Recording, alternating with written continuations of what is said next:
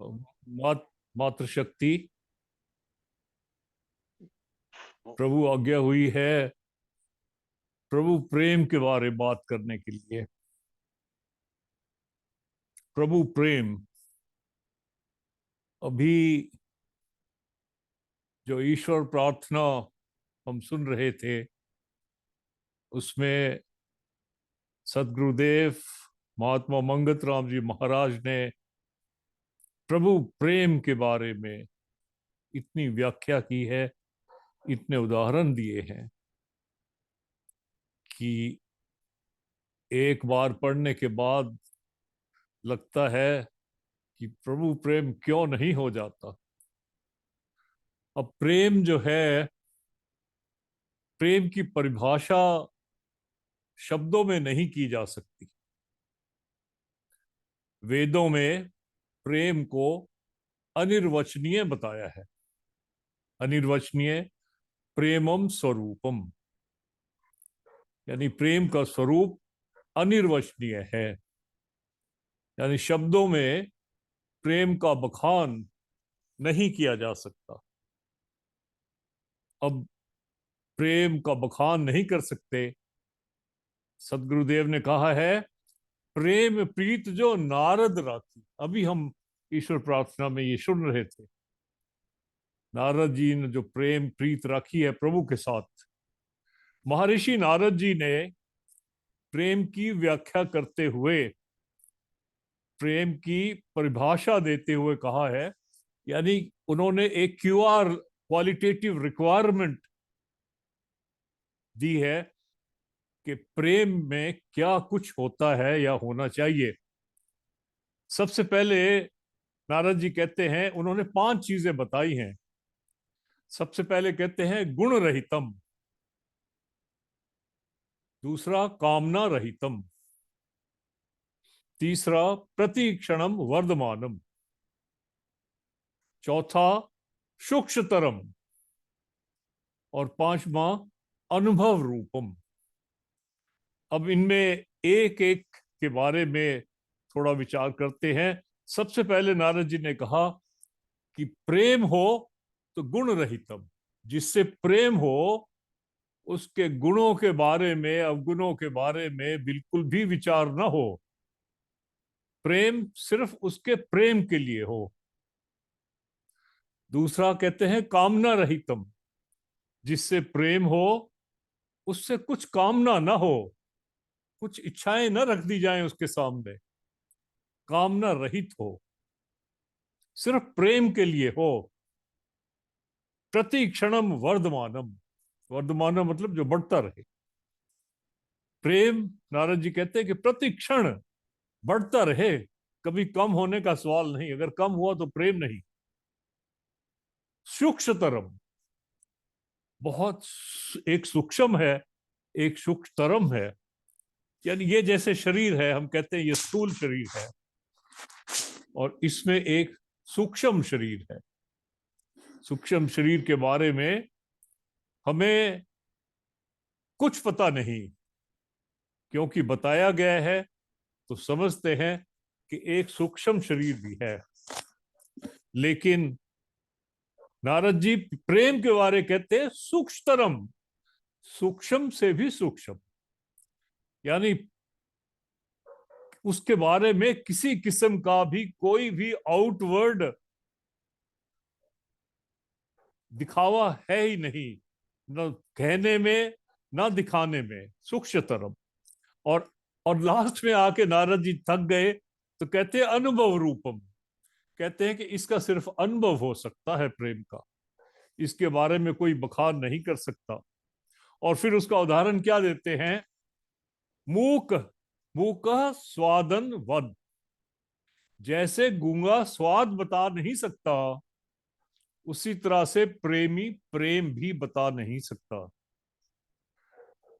अब जब तक बोला जा रहा है वो प्रेम नहीं है। कहने को लोग कही जाते हैं आई लव यू, वो सब धोखा है। उसमें कहीं ना कहीं मोह है, माया है, ममता है, स्वार्थ है। रामायण कहती है तुलसीदास जी ने कहा, जा संग नर कुछ स्वार्थ होई, ता संग ममता करे हर कोई। वो ममता का स्वरूप है जो यहां दिखता है। अभी क्या है, जब डूब गया वो प्रेम है। डूब गया मतलब चला गया, वो खत्म हो गया, वो प्रेम है। ये इश्क नहीं आसान, जब अब इतना समझ लीजिए, एक आग का दरिया है और डूब के जाना है, वो डूबने वाली बात है। जे डूबे ते ही भले, जो डूब गए उन्हीं का भला होता है, तरह तरह से नहीं। जो ऊपर ऊपर तैरते रहते हैं किनारे पे, वो उनसे उनका कुछ नहीं बनता। सदगुरुदेव कहते हैं, जब लग अंतर जीवन की आस, तब लग पाए ना प्रेम का पास। जब तक इस शरीर में, मन में किसी भी तरह से जीवन जीने की आस है, तो फिर उसको प्रेम का पास नहीं, किनारा नहीं मिल सकता। क्यों? क्योंकि अगर जीवन की आस है तो फिर कुछ ना कुछ माया जोड़ना शुरू करती है। जिन ढूंढा तिन पाया, गहरे पानी पैठ, मैं बपुरा बूढ़न डरा रहा किनारे बैठ। गहरे पानी पैठ, जो डूब गए प्रेम में, उन्हीं को मिलता है। बाकी जो किनारे बैठ के डरे रहते हैं कि मैं दुनिया छोड़ूं या ना छोड़ूं, छोड़ दिया तो क्या होगा, लोग हंसेंगे, तो वो फिर नहीं कर सकता, वो किनारे ही बैठा रहता है। सतगुरुदेव ने आगे फैसला दिया है, प्रेम सम ना बंदगी, जोग तप और दान, पंगत बिना प्रेम के, मिले न निर्मल ज्ञान। प्रभु प्रेम के बारे में अपने आध्यात्मिक इतिहास में दो उदाहरण पर दृष्टि डालते हैं। बहुत हैं, अपना आध्यात्मिक इतिहास जो है, जो हमारा अपना सनातन धर्म में बहुत भरा पड़ा है, दो उदाहरण पर दृष्टि डालते हैं। प्रभु श्री राम के अवतार के समय माता सवरी की एक कथा आती है।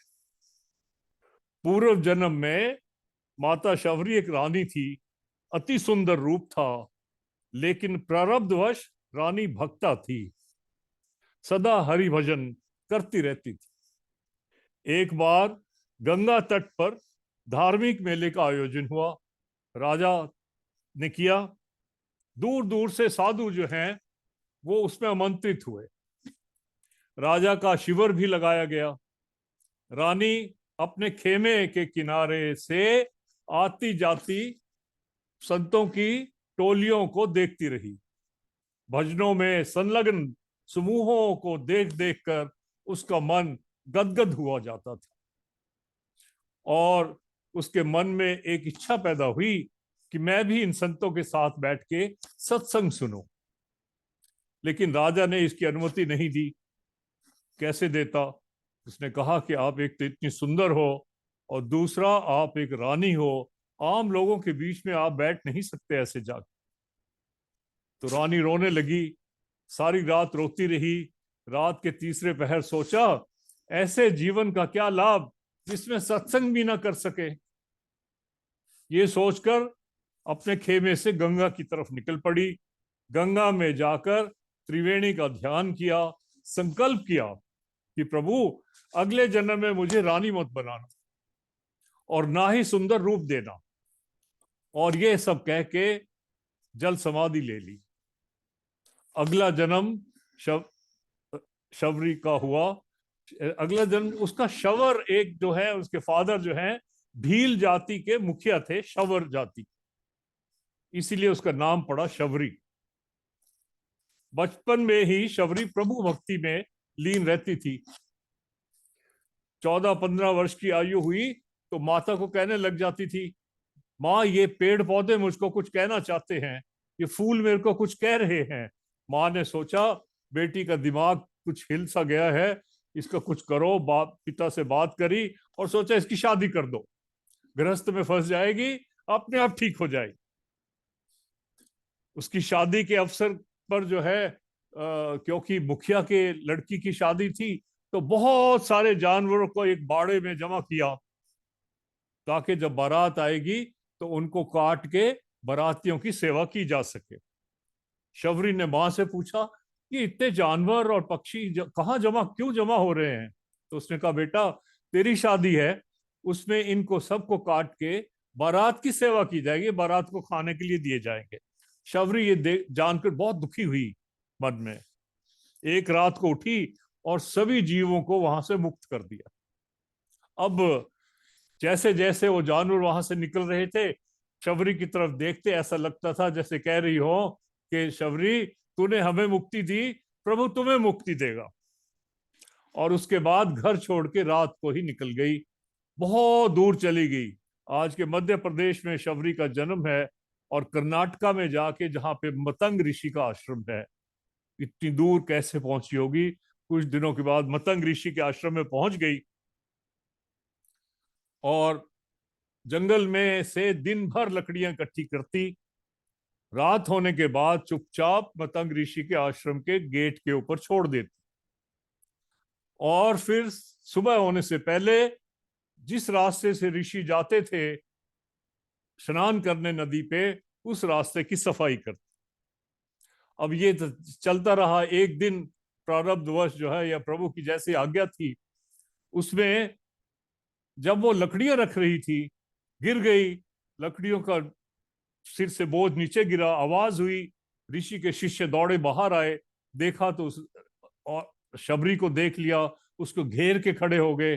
पता लगा कौन है, तो ये भील है, ये इसकी जाति ये नहीं, ये है वो है। शोर मच गया। मतंग ऋषि बाहर आ गए, उन्होंने सारी बात सुनी, और शबरी से बात करने के बाद वो समझ गए कि ये तो बहुत बड़ी भक्त है। उन्होंने कहा, शबरी तुम ऐसे करो, मेरे आश्रम के दीवार के साथ अपनी झोपड़ी बना लो, और तुम्हें यहां रहने की आज्ञा है। अब शबरी वहां रहने लगी। बहुत समय निकल गया, लेकिन एक दिन मतंग ऋषि जब शरीर छोड़ने वाले थे, तो उन्होंने शबरी को बुलाया और कहा, शबरी अपना ख्याल रखना, आप इसी आश्रम के यहीं रहना। एक दिन श्री राम आएंगे, श्री राम जब आए तो आप उनका आदर सत्कार करना, और उनको सुग्रीव महाराज तक पहुंचने का रास्ता बताना। और जब तुम उनको मिलोगी तो वो तुम्हारा उद्धार कर देंगे, तुम्हारी मुक्ति कर देंगे। तब तक राम का भजन लगातार करते रहो। शबरी ने गुरु की बात मानी। लोग हंसते थे, शबरी पागल हो गई है, कौन आएगा, गुरु तो चला गया। लेकिन शबरी ने गुरु के प्रति दृढ़ भक्ति रखी, दृढ़ आस्था रखी। और एक टाइम आया जब श्री राम आ गए, भक्ति ने अपने झूठे बेर उनको खिलाए। प्रेम में इतनी घुल गई कि उसको ये नहीं पता कि जो बेर वो टेस्ट कर करके मीठे मीठे रखी जा रही है वो झूठे हो गए हैं। लेकिन प्रभु श्री राम ने वो बेर खा के कहा, इससे मीठे बेर हमने कभी नहीं खाए, और शबरी को मुक्ति दी और गोलोक में स्थान मिला। अब एक कथा आती है महात्मा विदुर की। विदुर जी जो है, महाभारत के टाइम में, महाभारत की लड़ाई से पहले भगवान श्री कृष्ण शांति दूत बनकर आए थे, और दुर्योधन ने सोचा कि खिला पिला के अपनी तरफ कर लेंगे। लेकिन भगवान ने कहा कि मैं खाना विदुर के घर खाऊंगा, क्योंकि बिना बताए चले गए। तो जो खाना था, क्या था? साग था और सूखी रोटी थी, वो खाई और बहुत खुश हुए। अब ये सब भगत वत्सल, अपने भक्त के प्रति प्रेम था प्रभु का। विदुर जी के प्रति जो प्रेम था, सबसे ऊंची प्रेम सदाई दुर्योधन के मेवा त्यागे, साग विदुर घर खाए। तो ये जो है प्रेम में, प्रभु के लिए कोई उनको बड़ा नहीं चाहिए। अभी वो तो तीनों लोगों के अधिपति हैं, लेकिन विदुर के घर जाके साग खाते हैं, और साग खाने के बाद इतनी प्रशंसा करते हैं कि ऐसा अच्छा खाना कभी खाया नहीं। दूसरी बार फिर श्री कृष्ण दोबारा एक बार आए थे। वो सिर्फ धृतराष्ट्र को ये कहने आए थे कि महाराज लड़ाई अब होगी, लेकिन इसकी जिम्मेवारी आपके ऊपर होगी। और उसके बाद में बिना कुछ खाए पिए विदुर जी के पास चले गए। पता लगा कि विदुर जी को तो धृतराष्ट्र ने निकाल दिया, और विदुर जी जो है शहर के बाहर एक झोपड़ी बना के रहते। वहां पहुंच गए, विदुर जी घर पे नहीं थे।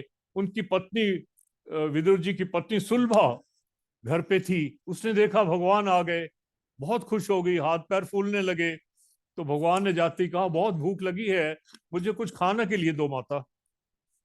तो वो दौड़ी दौड़ी गई, साथ के जंगल से कुछ केले तोड़ के लेके आई। प्रेम में इतनी घुल गई, ये पता नहीं लगा कि केले के छिलके छील के प्रभु को देती रही खाने के लिए, और केले का जो फल था वो एक तरफ फेंकती रही। विदुर जी आए, देखा तो बहुत परेशान हुए, लेकिन प्रभु ने कहा कि इससे अच्छा फल कभी नहीं खाया।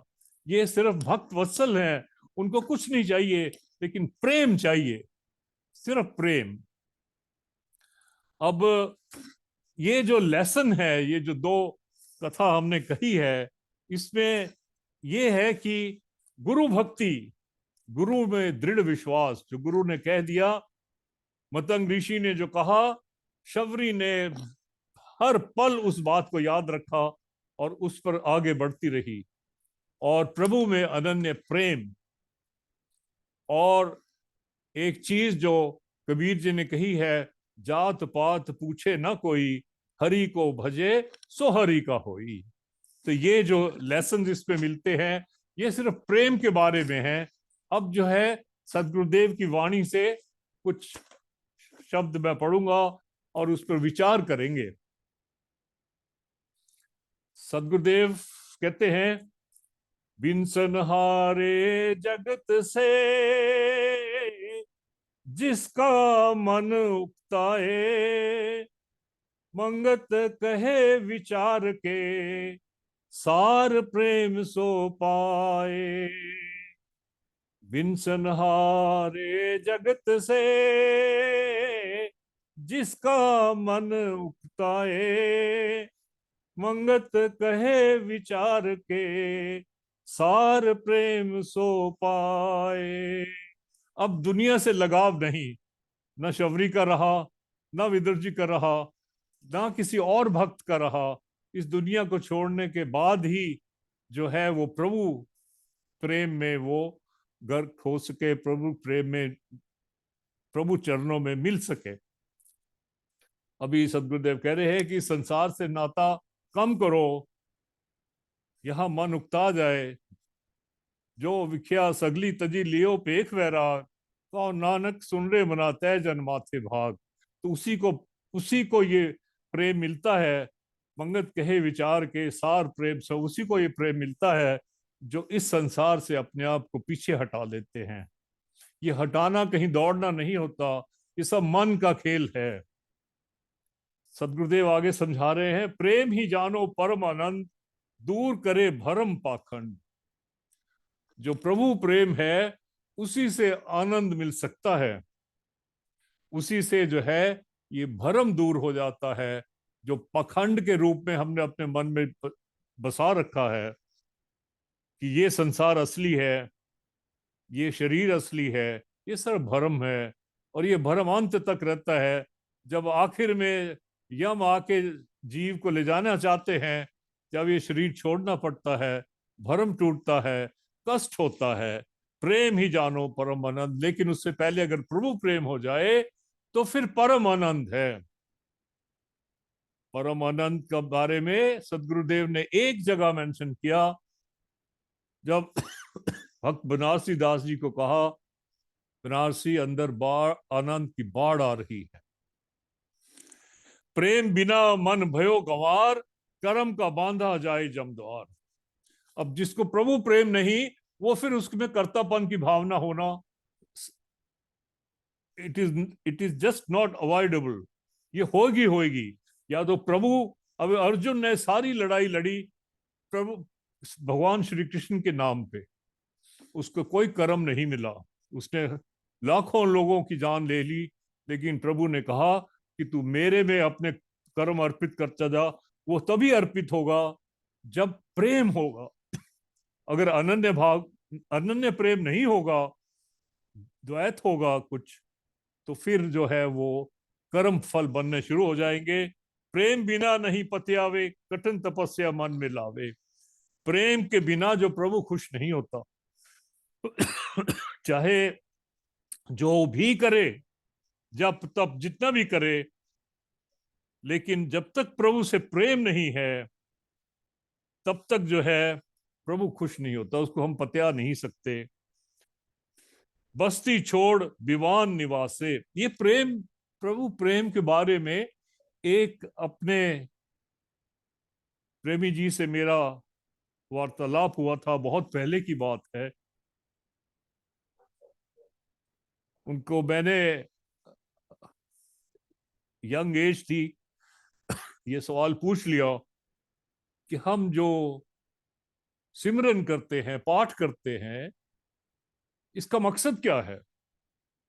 और उन्होंने एक लाइन में जवाब दिया, इसका मकसद है कि प्रभु से प्रेम हो जाए। तो प्रेम बिना नहीं पता है, प्रेम के बिना प्रभु खुश नहीं होता। बस्ती छोड़ विवान निवासे, बस्तर त्याग बभूत रुमासे। अब जो है प्रेमी जो है वो घर बार छोड़ के चला जाए, जंगल में रहने लग जाए, कपड़े छोड़ दे, भभूत मल ले अपने ऊपर, अन्न त्याग फल आहार करीजे, अन्न त्याग कर दे, फलाहारी हो जाए। धूनी तपे जल शान लखीजे, उल्टा आसन करे कपाली, कठन कमावे देही नित गाली। उल्टा लटक जाए, सिर नीचे पैर ऊपर कर ले, और जितने भी अपने शरीर को कष्ट देने हैं दे ले, शरीर को बेशक गला दे वो, मौन रहे करे प्राणायाम, मन कठोर नहीं ले विश्राम। चुप रहे प्राणायाम करे, लेकिन जो मन जो है वो जब तक प्रभु प्रेम में नहीं लगता तब तक आराम नहीं मिल सकता उसको। जैन जंगम का मार्ग सोदे, अहिंसा धर्म बहु अंतर बोधे। जैन जंगम का मार्ग, हम जितने मर्जी अहिंसावादी बनते रहें, लेकिन हिंसा के बहुत स्वरूप हैं। सिर्फ जो नंगे पैर चले कि कोई जीव पैर के नीचे ना आ जाए, मुंह पे कपड़ा बांधे कि कोई जीव अंदर जाके ना मर जाए, लेकिन जो एक मन है इसमें अगर तब तक अहिंसा नहीं आएगी जब तक सब में प्रभु दिखाई नहीं देगा। थम थम के पग धरनी राखे, कठिन विचार सी तंत्र भाखे, नीर पवन का भयो हारी, तृष्णा अंतर करे खवारी। अब ये सब कुछ करने के बाद सदगुरु कहते हैं कि तृष्णा अंतर करे खवारी। अंदर की जो तृष्णा है वो तो खराब कर रही है, वो तो काबू में है नहीं, वो तो वैसे ही चली जा रही है।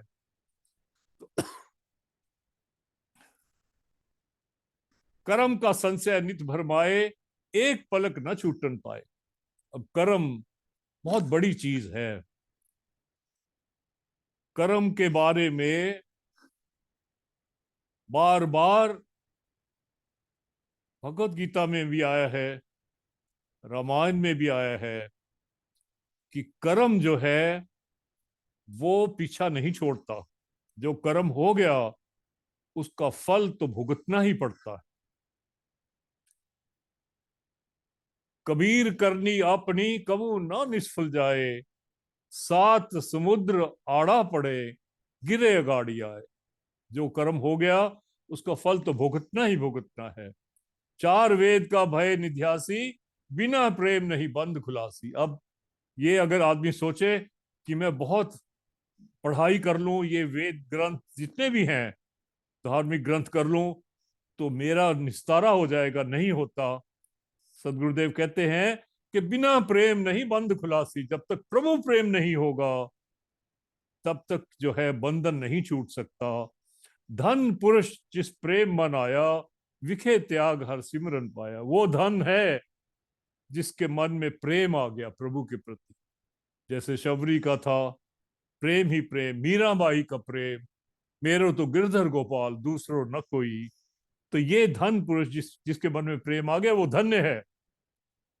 और सारे विषय विकार छोड़ के उसने प्रभु का सिमरन कर लिया। प्रेम स्वरूप आप गोपाल, जाघट प्रेम ता आप दयाल। अभी सदगुरुदेव ने फाइनल ये कंक्लूडिंग बातें समझा रहे हैं कि प्रभु ही प्रेम का स्वरूप है। यानी जितना प्रेम प्रभु के साथ आप करेंगे, प्रभु का प्रेम आपके प्रति उतना ही बढ़ता जाएगा। प्रेम स्वरूप आप गोपाल, जा घट प्रेम तो आप दयाल। जिसके घर में प्रेम है, जिसके मन में प्रेम बस गया प्रभु के प्रति, तो समझो प्रभु खुद आके बस गए उसके मन में।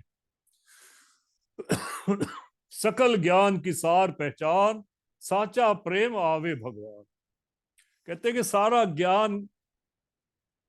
सारे ज्ञान की सार यही है कि अगर आपका प्रभु के प्रति सच्चा प्रेम हो गया तो वो भगवान आपके पास खुद ही आके खड़े हो जाएंगे। प्रेमी दर्शन महेश्वर तरसाए। अभी देखो सदगुरुदेव कह रहे प्रेमी दर्शन महेश्वर तरसाए, प्रेमी चरण में विशन नवाए। प्रेमी दर्शन महेश्वर तरसाए। प्रभु भी प्रेमी के दर्शन के लिए तरसते हैं।